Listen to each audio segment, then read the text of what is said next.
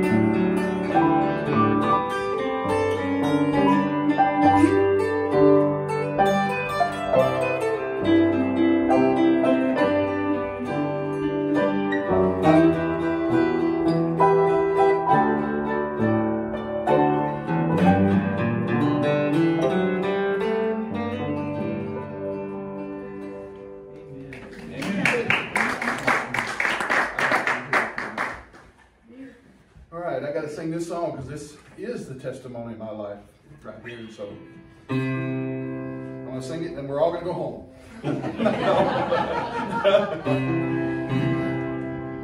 Time after time I went searching for peace in some way, trying to blame all my troubles this old world. Surface relationships used me till I was done in, and all the while someone waiting to free me from sin. He was there all the time. He was there all the time, waiting patiently in line. He was there all the time. Never again will I look for a fake rainbow's end. Now that I have the answer, my life is just starting to rise. Sharing each new day with him is a cup of fresh wine. And oh, what I miss, he's been waiting right there all the time. He was there all the time. He was there all the time, waiting patiently in line. He was there all the time, waiting patiently in line. He was there all the time.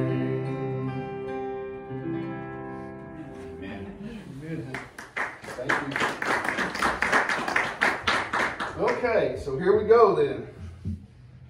I'll try to make it interesting maybe and short, but actually it couldn't be short, but I am going to shorten it, so don't worry about that. We are going to get to eat lunch.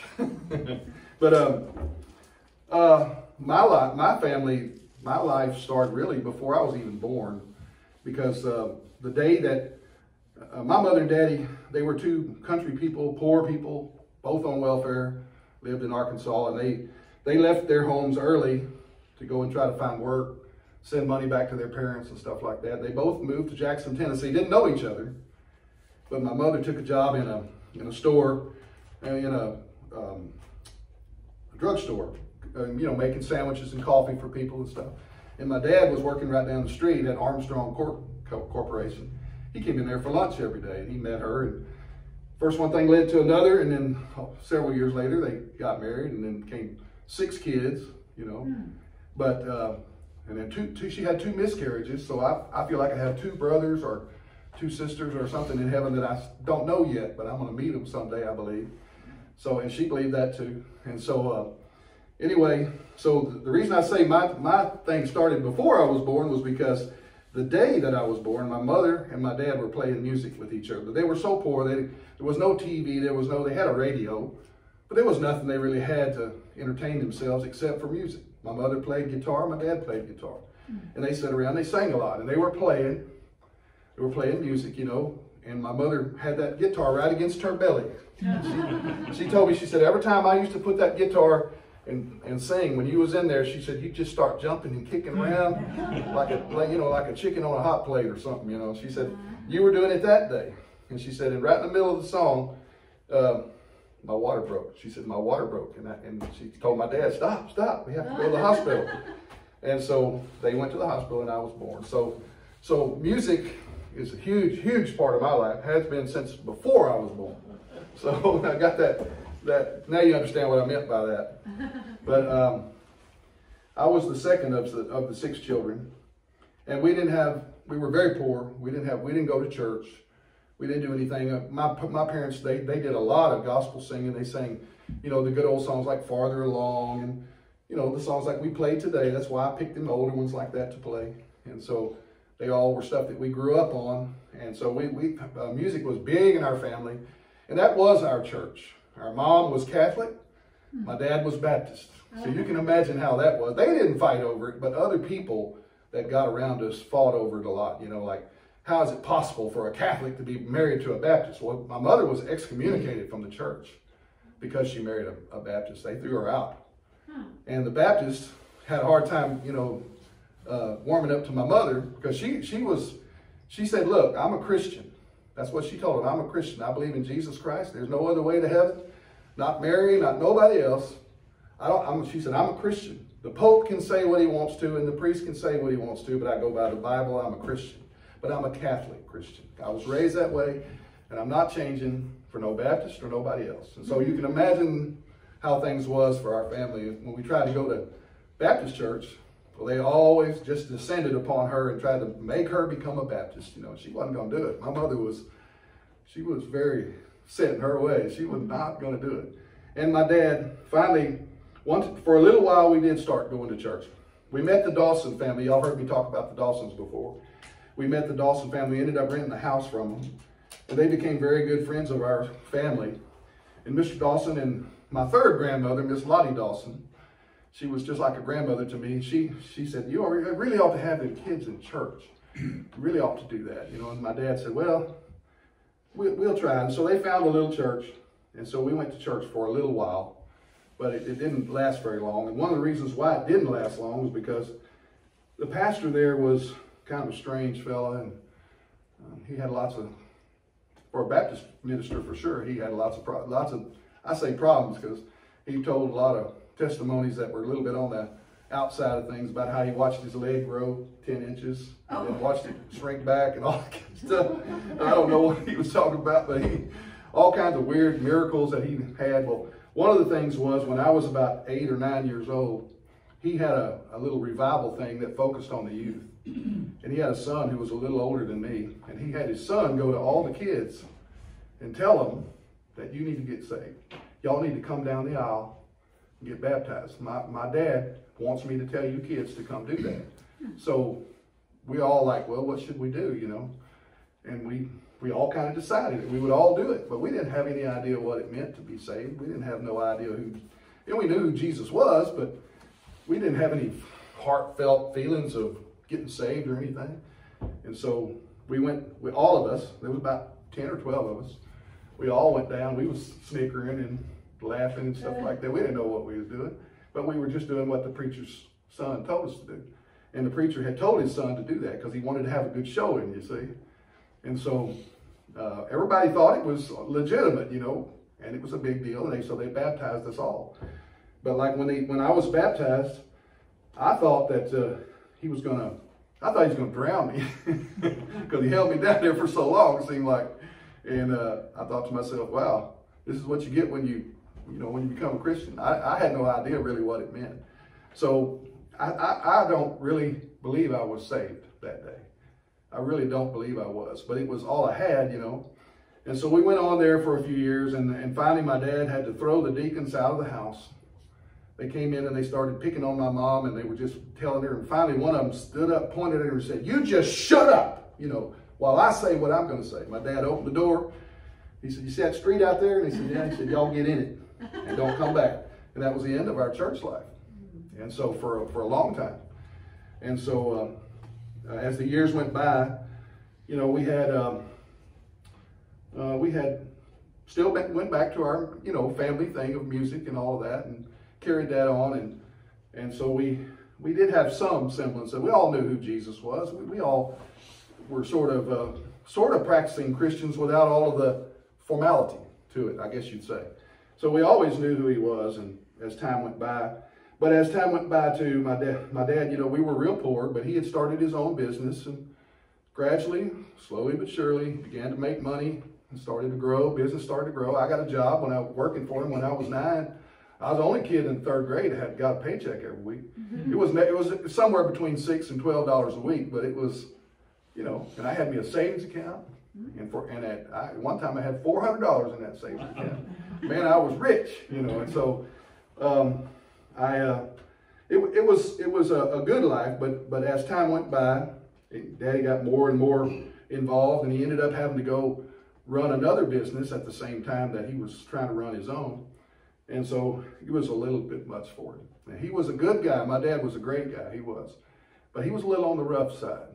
And so he got to drinking, he got to where all the pressures and everything were on him so bad that he just needed something to do to get some pleasure, I guess, in his life. And so he started going down to the beer joints, and he was a musician, and they would say, he carried his guitar down there, and they'd say, Jack, go get your guitar. And then that's the end of it. He'd be there till closing time, you know. And so, of course, I was learning to play by that time. I started learning to play guitar when I was about 5.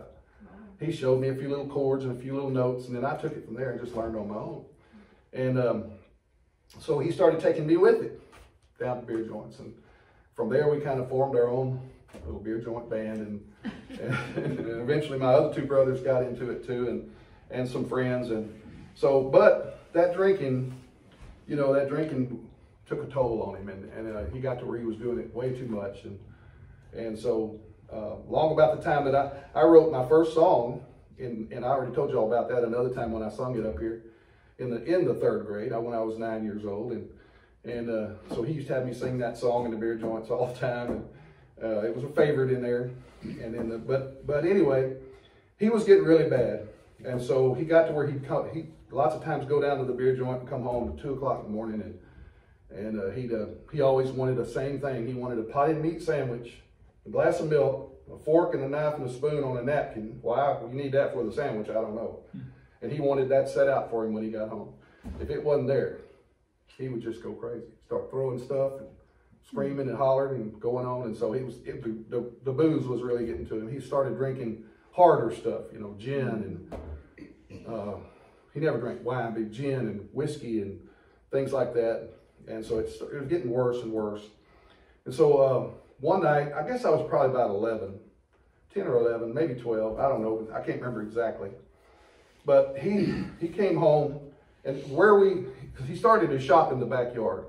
And as it grew, he had to move it to another place. He got moved into a 10,000 square foot wood shop. But the little shop in the backyard, he turned it into an apartment, and he put the boys, me and my 2 brothers, out there in the apartment. And him and Mom and the girls stayed in the house. But from our apartment, from the front door of our little apartment there, we could see straight through the kitchen, through the dining room, and into their bedroom if the door was open. And so I knew that he got home about 2:30. We saw the headlights, and so we were scared all the time because we didn't know what he was going to do next. And he was really tanked up that night. So he comes in there, and we saw him go in there. We saw him arguing. They were hollering, arms doing like, we couldn't hear what they were saying, but arms are doing like that, pointing at each other, and she's pointing back at him. Finally, he kind of shoved her on the bed. She sat down on the bed, and he walked around to the closet. When he came back out, he had his pistol in his hand. And he walked up to her and put the pistol on her forehead like that. Oh my God. She grabbed it. I thought she was going to try to wrestle it out of the hand, but she just grabbed it like that. And she was talking to him. We couldn't hear what she was saying. And he finally hollered and stuff, and finally he stepped back like that. And I thought he was going to shoot her, but he put the pistol in his pocket, and he came into the dining room, going to the bathroom is what he was doing. Well, Mother jumped up, ran, got the girls, come running out there to the apartment where us boys were. And so she said, he's got that gun, he's got that gun. And so we let her in, shut the door and locked it. And here he came out there. Well, I had already went and got my .410 shotgun. And so I was standing there, loaded it, and I was standing there waiting for him. And behind the window, but I was standing there waiting for him. He come out there and he had the gun in his hands. And he says, he looked and saw me through the window. He said, boy, what the so-and-so do you think you're going to do with that gun? And I said, I just told him, why I'm saying this is my theme song for my life. Jesus was right there. He had to be. He was there with me through all of these kind of things. I just said, just as if it was a John Wayne movie or something, I just said, anything that you make me do, I'll do it. And he just kind of stepped back, staggered. He said, He put that gun in his pocket, turned around and went in the house. Well, we called the cops, and they came. And so the cops told us, y'all just need to leave for the night. And I never shook. I never was scared. I never cried. I never nothing. It was like I was just totally and completely at peace. I can remember my mother said, I don't know how you, she kept trying to take the gun away from me. I don't want you to kill your dad. And I just told her, no, just leave me alone. I'm all right. And I just know that Jesus was with me there. He had to be. Even though when I got saved, it was not like when y'all got saved, probably. I never had any idea that I was saved. I just did what the preacher's son said to do. But Jesus must have said, that's good enough for me. Because he was there with me. And he's been there with me through a lot of other things. And so anyway, that's one of the stories that I had to tell about that. But we left that night. And after he sobered up, we came back and, everything got all right till the next episode, But that was the worst one. But as I was leaving that night, I had the shotgun in my hand, and the 2 police officers were standing there with Dad, and he asked me again. He said, boy, I'll ask you again, what do you think you're going to do with that shotgun? And I just kind of turned around, and it was pointed right at him. 2 cops standing there too, and I said, just like I'll say again, anything you make me do, I'll do it. So don't push me. And the cop said, Mr. Siemens, I think he means it. I was just a little kid, walked on the car, we left. But I know that there was somebody there with me that night. I'm sure of that. And there was lots of other things. This next story I probably shouldn't tell in church, but anyway, I'm going to go ahead and try to tell it best I can. But when I was 17, I had a girlfriend when I was 16, fell in love with her. I thought I was going to marry this girl. But it turns out her parents didn't want her to have anything to do with me because I was poor white trash, and didn't want that. So it ended up breaking up, and she ended up getting on drugs and having all kinds of problems. Well, that really hurt me. And so I didn't have no girlfriends or nothing for a long time. But there was a girl that lived down the street from me, and she was, I won't call her a lady. She really wasn't a lady. But she, bless her heart, she lived to be 42 years old, I think, and died because of the rough life that she lived. But she invited me over to her house. She lived with her grandfather. She said, I want you to come over tonight about midnight or so, and you'll enjoy. You'll have a lot of fun when you come over here. I really wouldn't know that much about what she's talking about, really, to tell you the truth. I knew, but I said, okay. So I did. I went over there. She had a door that went right into her bedroom. Her bedroom used to be like a little apartment, but it was converted around. It was her bedroom. So you had to go around the back of the house, down the side of the house to the door, and then in. So I did that. Well, her grandfather was a mean guy. He had a plate in his head from when he had, in the war, been shot in the head and all that kind of stuff. And he was very well known to be mean. So I was scared of that guy. Everybody in the neighborhood was scared of him. He used to carry pictures of his wife around after he beat her up. He'd show you, look what I did to my wife, stuff like that. That's the kind of guy he was. I lived in a rough neighborhood, y'all. Yeah. So anyway, so I said, okay, I'll do it. So I went over there and went behind the house. And as I went behind the house, I noticed there were no curtains on the back windows anywhere. And on the kitchen and stuff like that. I don't know why I noticed that, but he was there all the time. So anyway, I go down the side of the house, into her room. And it's midnight. Grandpa's in there asleep. He got drunk every night. So she said, he won't wake up. No way will he wake up. So we just got whatever we want to do. And so I walked over and sat down on that corner of the bed. And she walked over there and sat on my lap. And when she did, the bed went crash to the floor. Crash! Bam! It sounded like a bomb went off, at 1 o'clock in the morning. So I jumped up, out that door I went, and she said, oh, it's all right, it's all right. But I heard him say, Cheryl Ann? Her name was Cheryl Ann. And she said, Cheryl Ann, what's going on? And I went out that door and down the side of the house. But just as I got to the end of the house, I knew if I ran across, he'd see me and he'd know who it was. So I stopped right there and said, well, I'll just step right here. Wait. Well, I heard that door open. And he come out that door and started down the side of that house, and I didn't know really what to do. I went under the house. It was in houses up on blocks. I went under the house. And so I was crawling in that mud and water and old, rusty old cans and all kind of stuff under there, just junk under there. And I crawled about 15, 20 feet or so and just stopped. And it was nasty, stinking mud, and no telling what was under that house. Anyway, I'm sitting there like this. And I see him, he's walking along in his, like down in his bare feet, trying not to hurt himself. And he's looking for me. He never thought to look under the house.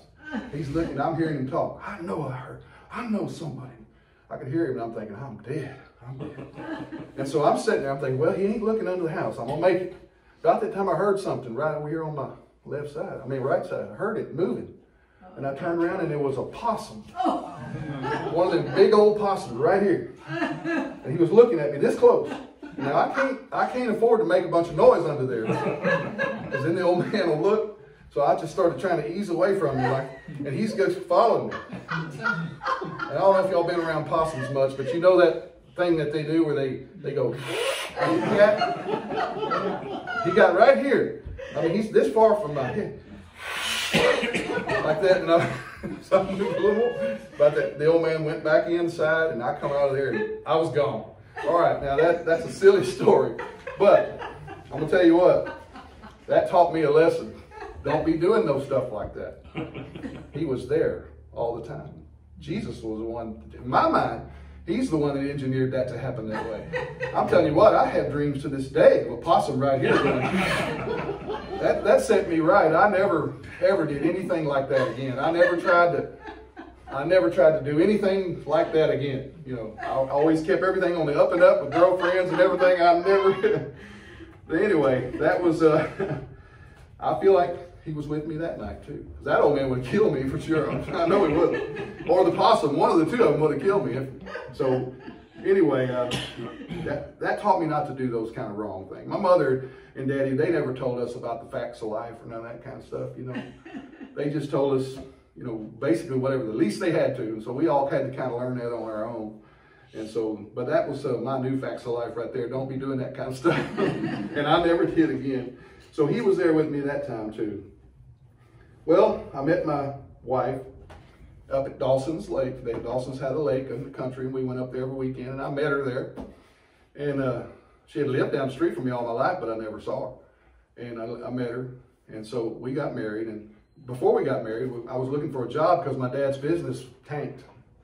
And he didn't go completely out of business. He couldn't afford to pay me anymore. So any work that I did for him, I pretty much had to do for free just to help him out. So I needed a job. So here I am about to get married, don't even have a job. So I decided to try to get a job with the post office. And my daddy-in-law, my soon-to-be daddy-in-law, worked for the post office. He said, go down there and apply, they'll probably hire you. So I went down there, but they were hiring only women, minorities, and vets. I wasn't any of those three. So a white male, they said, we'll take your application, but you're looking at 3 to 5 years. So I said, well, all right, never mind. So as I walked out, I was walking down this hallway and standing in the doorway of this office. Guys standing there looking bored to death. And as I started walking by, he said, hey, buddy, you want to be a fireman? And I said, what does it pay? And he said, $600 and something a month, And I said, yeah, sounds good to me. I'm looking for a job. He said, well, come on in here. Do me so many push-ups and so many sit-ups. Get up there and do some pull-ups and stuff like that. And he said, got a class starting June the 4th.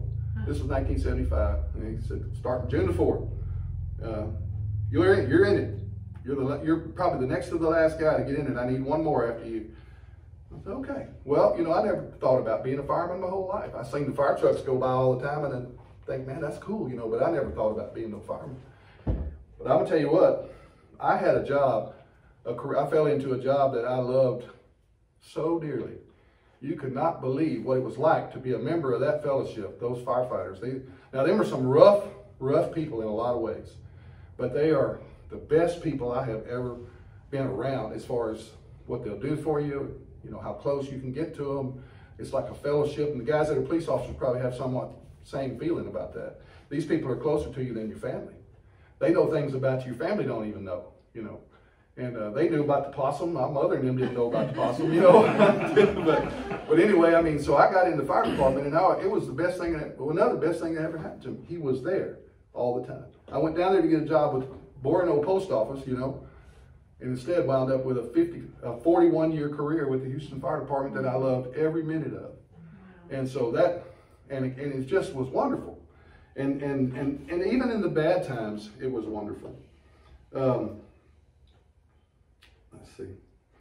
I was doing music in the church, and I should say a little bit about this, I guess, but not too much. But doing music in the church, we had a really good church band with steel guitars and all kinds of stuff. Growing church, 500 people, growing every week. People getting saved and people getting joined in the church.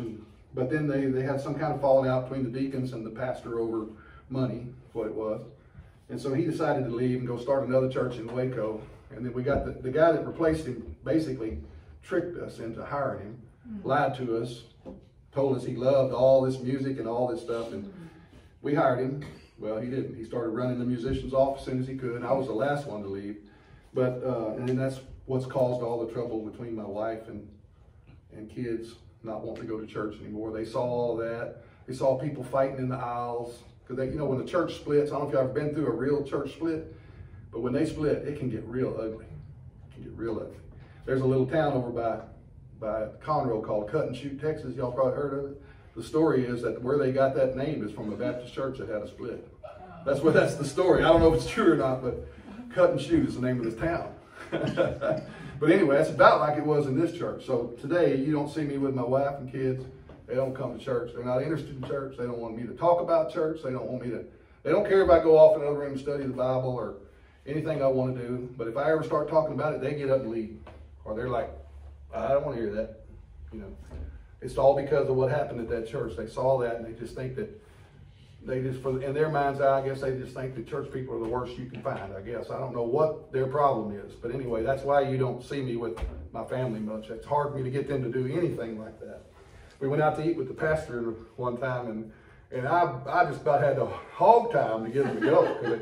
They're like, you know, well, we don't want to go out and eat with, what if I want to have a glass of wine? I said, well, have a glass of wine. Just do what you want to do. Just don't act a complete fool, but if you want, you know, but if you want.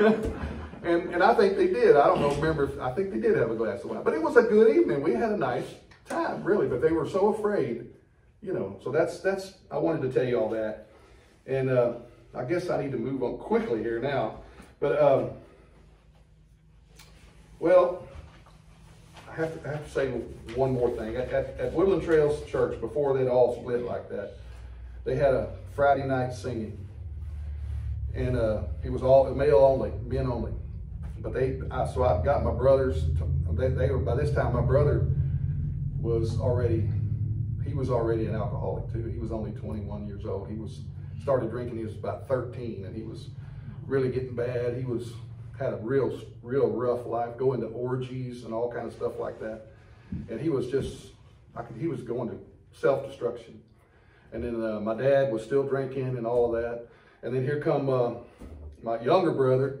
You know, he started having problems. He didn't know what to do with his life, and so I decided I was going to try to get them to go to that meeting. So I bought tickets for them, and basically just had to shame them into going to that meeting. I tell them, hey, I bought tickets for y'all. Oh no, here, I'll pay you back. I'll pay you. They didn't want to go.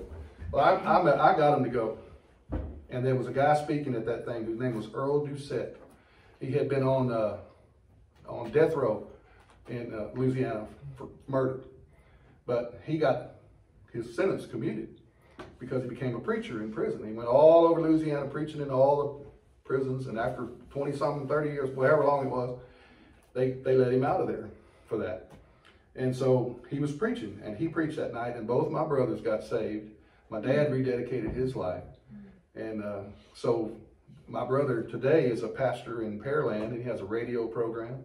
The bad brother, the one that was really messed up, he went with a singing group and went all over the world singing, National Quartet Convention. And I wish I had a little CD I was going to bring up here and let y'all hear, but it would have took too long, so I'll just have to do it another time. But where he tells about that night, about how that all happened, and basically what ended up happening. You read in the Bible where it says so and so came to God, and then his whole family. That's exactly what happened. Everybody, sisters, brothers, everybody. Brother-in-law, I got a brother-in-law that's a preacher now. It just changed the whole family. Just ran through the whole family. It was just like a disease or something running through the whole family. Everybody was getting saved. And it was amazing. It really was. And so that he was there all the time. Now the last thing I want to say, I'll try to make it quick. Take your time. Okay. Well, I'm probably boring y'all to death. I hope not. No, but right. There's a lot I haven't said, and I ain't going to go into all that. But what got me really to understand who Jesus was when I first went to that church. There was a preacher out of Louisiana named Sonny Holland who came there, and he preached a 7 nights revival. And he was So good. But he gave a little sermon, and his sermon started out like this. He started with 1 Peter 4:17 through 19. And it just said, "For the time is come that judgment must begin at the house of God. And if it first begin at us, what shall the end be of them that obey not the gospel of God?" Because I've been struggling, you see, with this. What should I do? Was I saved? Was I not saved? Struggling with this. And other people talk about how I was gloriously saved, and I can't say that. I was talked into it by a pastor's son. So anyway, and then it says, "And if the righteous," if the righteous scarcely be saved, they're just scarcely saved. All y'all, you're just scarcely saved. You're righteous, you're the saved, but you're just scarcely saved. Look what it took to save you. I mean, it took the death of God's Son to save you. Nothing else could have done it. And so you're just scarcely saved. And I'm sitting there, and he's preaching this. And he says, "Where shall the sinner and the ungodly appear? If the righteous are just barely saved." And I don't know if I'm a righteous or not. I don't know if I'm scarcely saved or not. He said, "Where do the sinner and godly appear?" And then he went from there over to Luke. I'm sure you know probably what chapter. Luke chapter 16. And where it says, "There was a certain rich man which was clothed in purple and fine linen and fared sumptuously every day. And there was a certain beggar named Lazarus, which was laid at his gate full of sores, and desiring to be fed, the crumbs that fell from the rich man's table." Anyway, it goes on down. It says, "And it came to pass that the beggar died, and he was carried by the angels into Abraham's bosom. The rich man also died, and he was buried. And in hell he lifted up his eyes, being in torments, and seeth Abraham and afar off and Lazarus, and he cried." And Brother Sonny didn't just read it. He acted it out. And he said, when he said it, he's like, "And he cried." It was like he was getting my attention big time.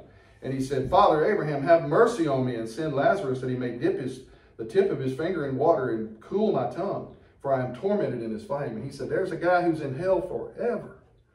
And the only thing he really wants right now is just one drop of water to be placed on his tongue. "I'll never complain again. I'll never say anything again if you can just put one drop of water on my tongue."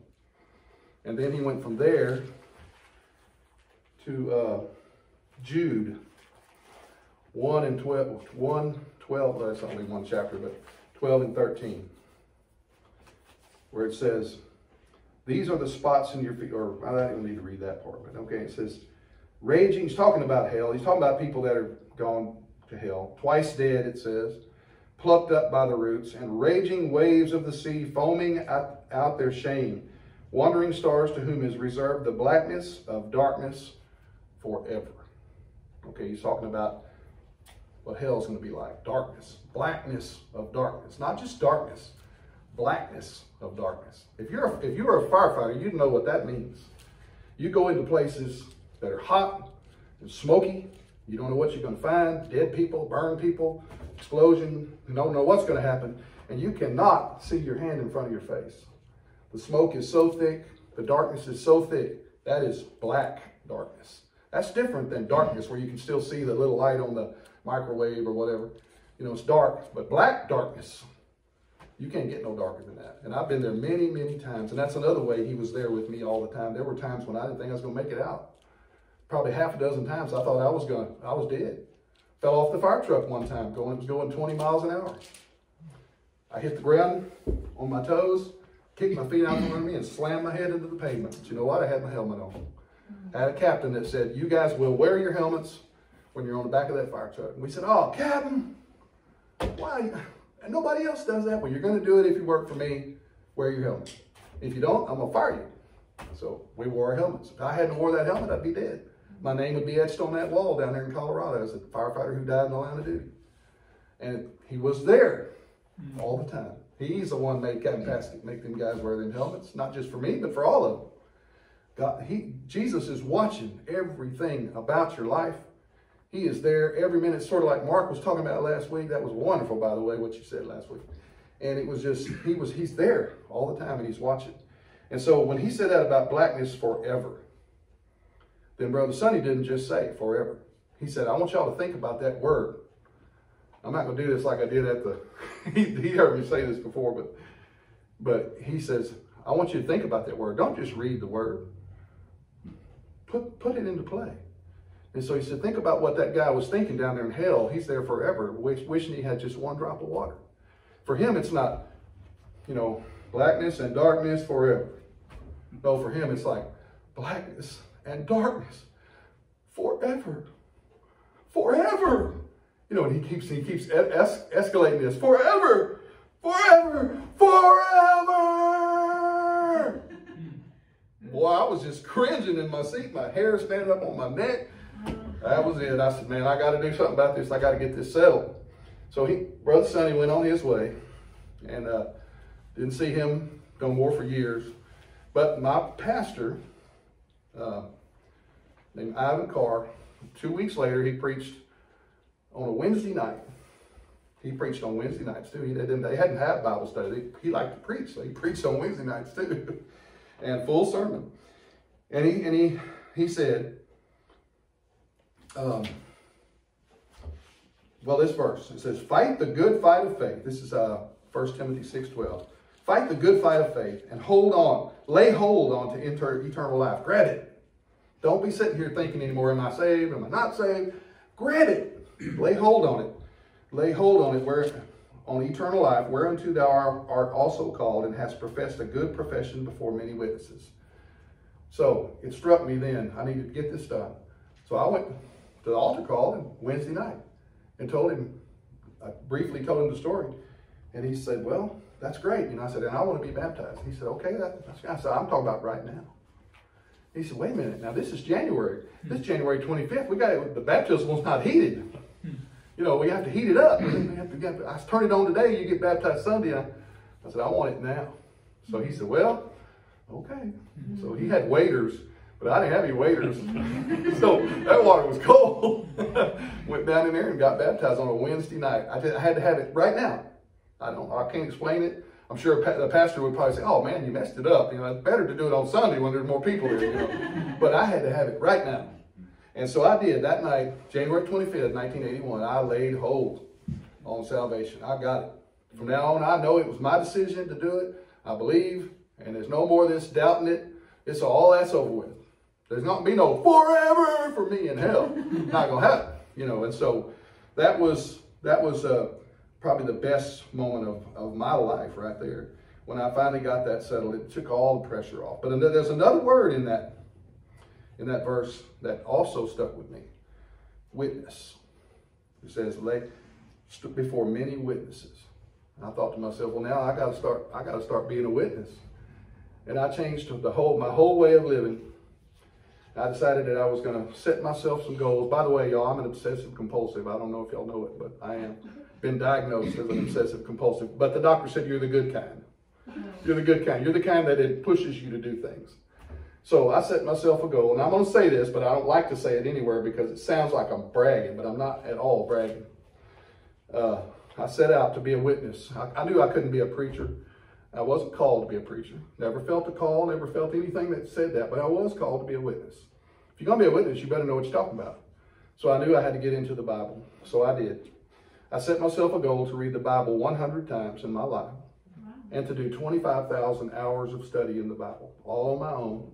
I couldn't go I had to work 3 jobs. There was no time to go to seminary or anything like that. So I just had to do it on my own. So I started doing that. It made me a system. Still have it today, 45 years later. And I've read the Bible 75 times. Still working on that 100. I'm going to make it, I think. And I've got 23,000 hours of study in the Bible that I've recorded and kept up with.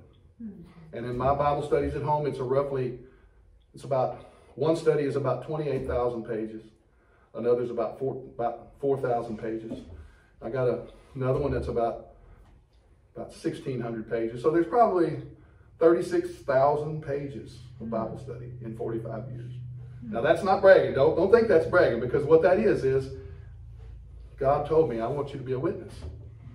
I want you to be a witness. And over the years, he has sent so many people to me out of the clear blue sky who needed a witness. People who wouldn't go to church. deputy in a fire station, walk in and say, "What you doing?" And Martha just saw my Bible, all these notes that are in here. And they said, "Man, look at that Bible. Did you write all those?" I said, "Yeah. I have a question." Maybe question. 4 or 5 hours later, there maybe 3 or 4 of us sitting around studying the Bible. And that has happened dozens and dozens of times over the years. He was there all the time. He may put that in my mind to become a witness so that I could witness to these people who needed to hear it. And then this is the last one right here. May the 31st. I brought these books here for y'all. Before you leave, take a look at some of that if you want to. But May the 31st of 2013, I went to work like I usually do. I had to drive 4 hours to work in the morning. At that time, we just moved out here. I was getting ready to retire. And I had all my way to work, since I had so much time, I always prayed for all my people every day. Every one of them, by name. I had 42 people. Pray for each one of them by name on the way to work. Take care of them, watch over them. Well, on the way to work, my cell phone rang, and the deputy chief said, "Look, I'm sick, I'm not coming to work today."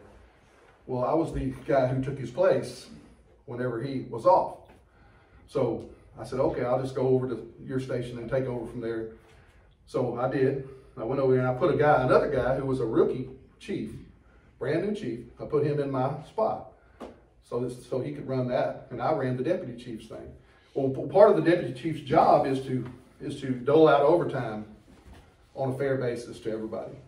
So I looked on the list for people who had applied for overtime, and there was a deputy chief on there. So I called him, and he said, yeah, I'll come in for overtime. And so that means I want to go back to my station, see now. So when he got there about 9:30, I guess he got there about 9:30, 10 o'clock, something like that.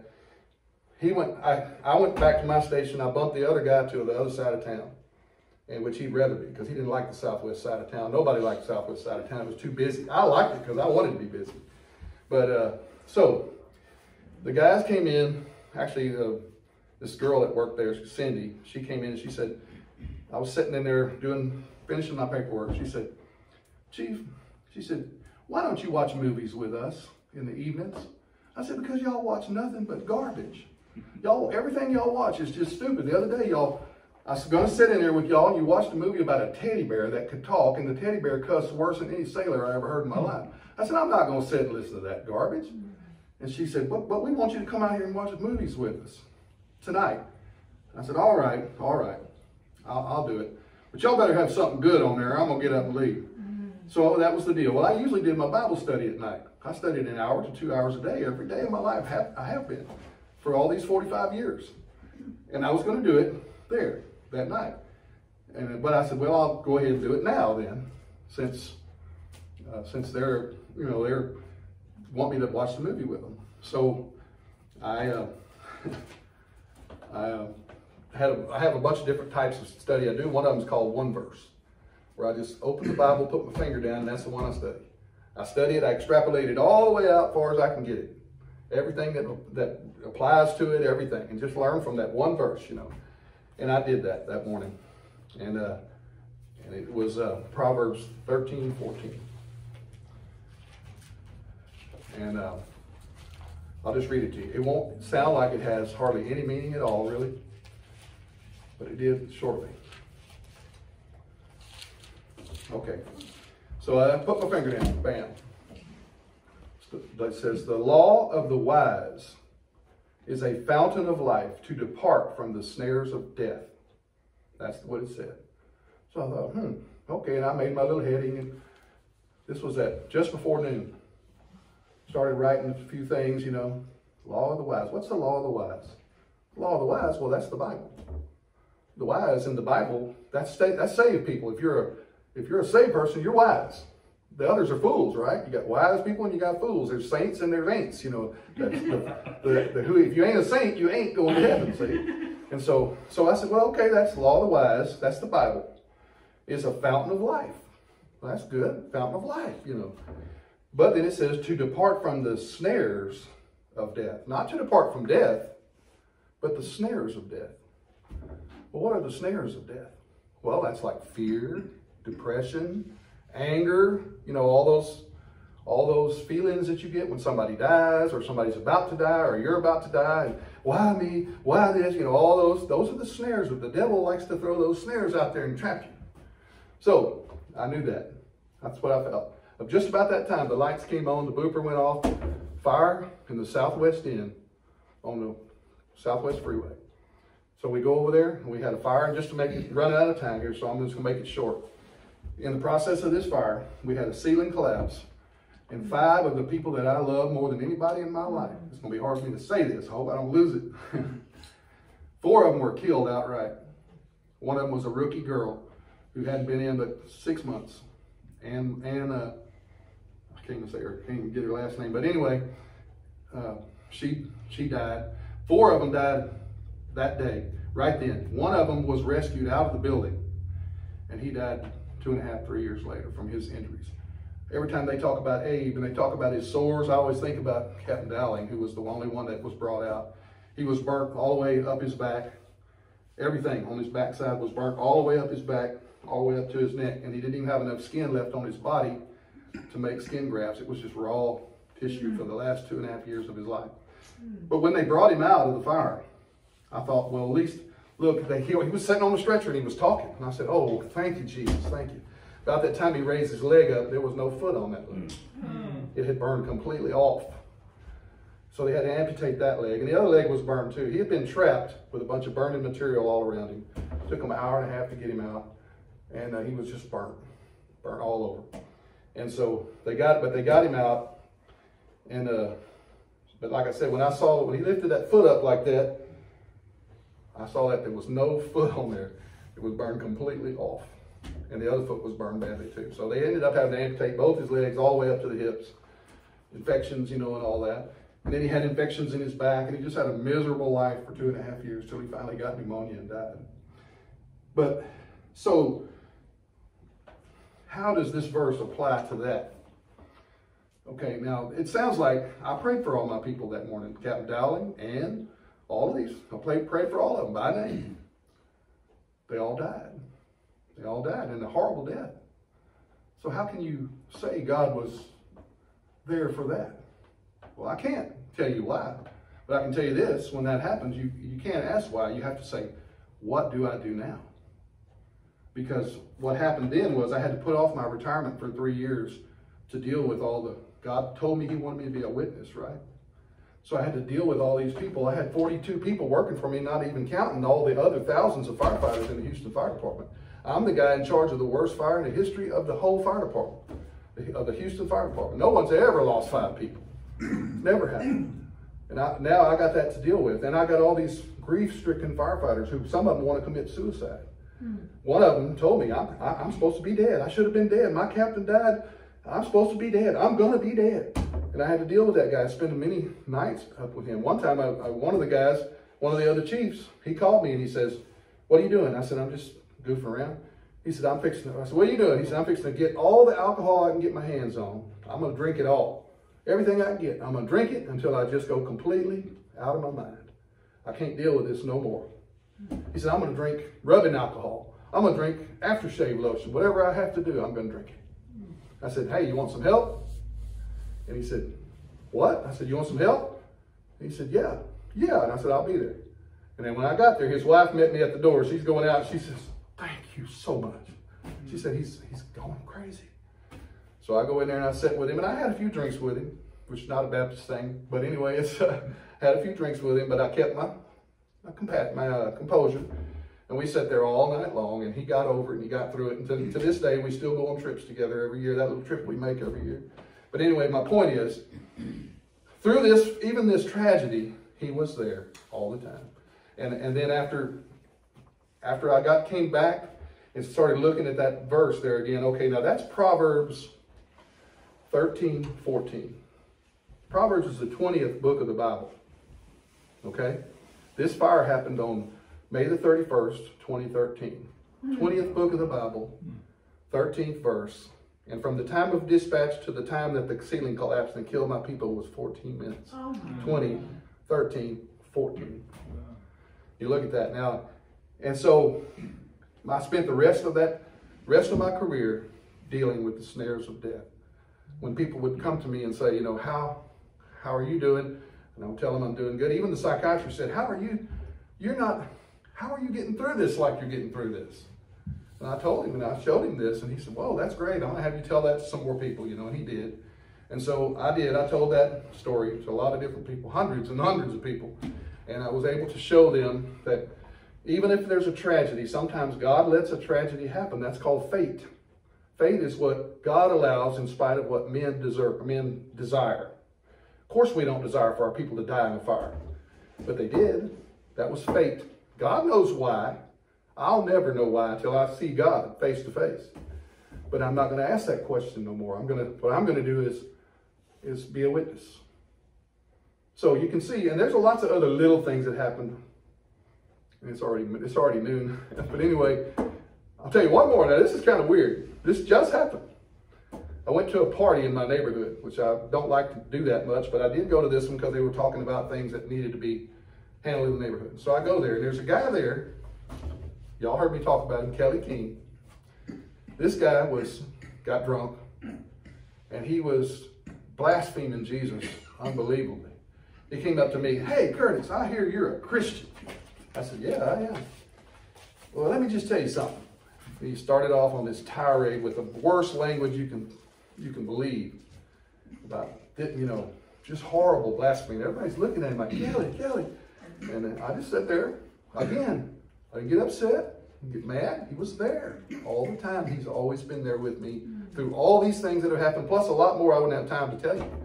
But, and so I just sat there and took it, tried to witness to him, whatever. But when he left that night, he was drunk. Well, the next morning, I'm sitting in my study, and my daughter comes in. She says, Dad, I smell smoke. I said, what? She said, I smell smoke outside. She walked the dog. It's a lot of smoke. I said, oh, yeah? She said, it's a lot. So I said, okay. So I got in my truck. I saw a big column of smoke. Guess whose house was on fire? Kelly King.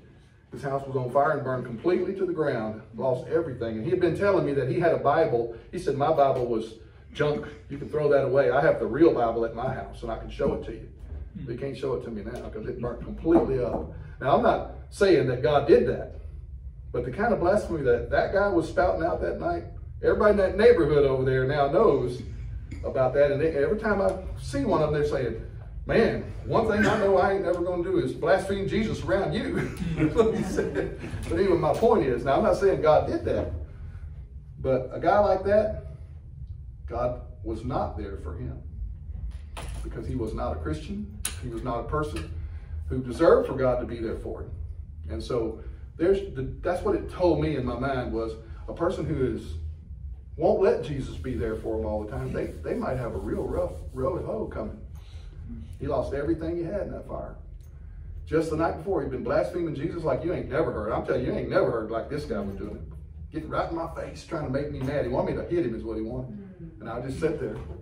Well, Kelly, this is America. You're entitled to your opinion, but your opinion's wrong. And anyway, so that's it. That's really all I have to say. The only thing I wish y'all would pray for is that my family would somehow get over whatever it is that's bothering them to the point where they can't come to church and can't come to Jesus because, he is there for you all the time. He is there. No matter what you have to go through, like Mark and like Tom and things that you've had to go through, those are horrible things to have to deal with your health and all of that, but he's there. And there's a reason why he allowed that. You're going to know what that reason is one of these days. And when you do, you're going to say, Lord, well done. Yes, well done. But now, you're not going to be able to see it right now. I still don't know why that fire happened, why I lost 5 people who were closer to me than my own family. I'll never be able to know why that happened. But it did.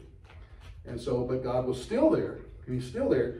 And there's more about that, the numbers in that thing too. I just don't want to go into it now, but there's more about it. But anyway, that's it. That's all I've got. I hope I didn't bore y'all too bad. But that is how God has affected my life. So before you leave, if you want to take just a quick look at some of the stuff that came out of that fire. There it is. It'll be here if you want to look at it. And this other one is what they gave me when I retired. And this is the thing that I liked most about it. On the back it says, Cindy, my driver, she put this on here. She says, "Blessed is the man who does not walk in the counsel of the wicked, or stand in the way of sinners, or sit in the seat of mockers. But his delight is in the law of the Lord, and on his law he meditates day and night." Yeah. They saw me studying my Bible every day. They saw me studying for hours every day. That little girl, Ann, that died, she said, her mother told me at the funeral, she said, "I'm so proud." She said, "Mom, my chief studies the Bible every day for 2 or 3 hours." And she said, "Well, that's good." And she told her mom, "We're going back to church." She's her and her mom lived together. They started going back to church. So that's what that can do. So anyway, y'all take a look at that if you got a chance after we get through here. But that's it. All right. So I guess we just need to have her finish it up. Yeah. See what? Let's close with a word of prayer.